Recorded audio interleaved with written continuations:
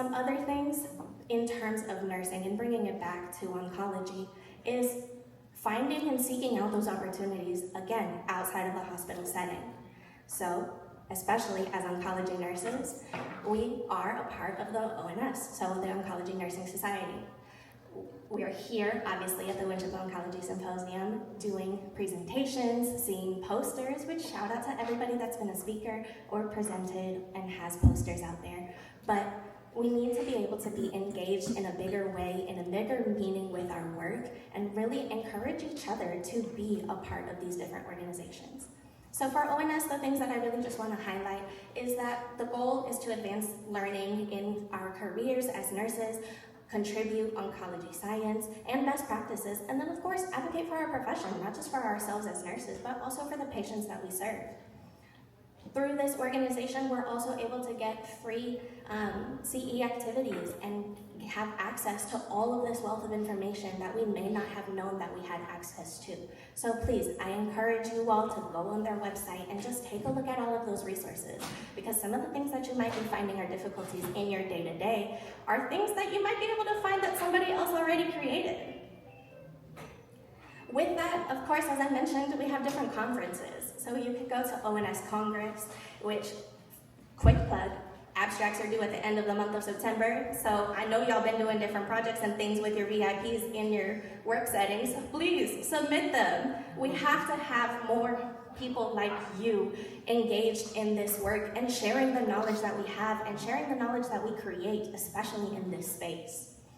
As well as with ONS Bridge, which is a virtual conference that they hold as well that you can also submit projects to. And these are all different things that we can take part of and enhance our nursing career.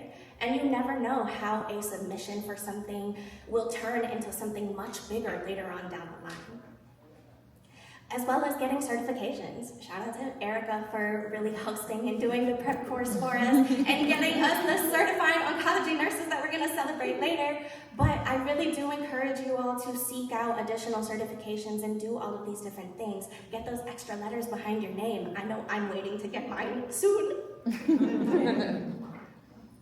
Through ONS, you also have networking opportunities. There's an ONS community that is virtual and online. You can have discussion boards. I know we all get those emails, and sometimes we just delete them, but it is important to look through them and see what people are talking about in our profession and see what we can add to the conversation too. You can also contribute to articles, participate in mentorship, just like Erica mentioned. You can have information on advancements and best practices, educational opportunities, and then of course finding out current news about our oncology care, because it's changing every single day. And I know for a fact, I've only been in oncology for the last 2.5 years. I have so much more to learn. I'm sure y'all do too, even if you've been in the profession for a long time. And then of course we have access to the ONS directory, which is a membership directory, and you can go plug and cold email all of these different people. You never know what's gonna happen and who you get to reach out to. Additionally, we have the ability to be part of local chapters, which is here in the state of Georgia. You can have these different networking opportunities. You can go and have dinners with different folks that aren't just a part of Emory, but also part of the other cancer institutes that are here in Atlanta. We live in a city that has such a wealth of information, connections, and people in general. And so you never know who you're gonna meet and how they might be able to help you in your career later.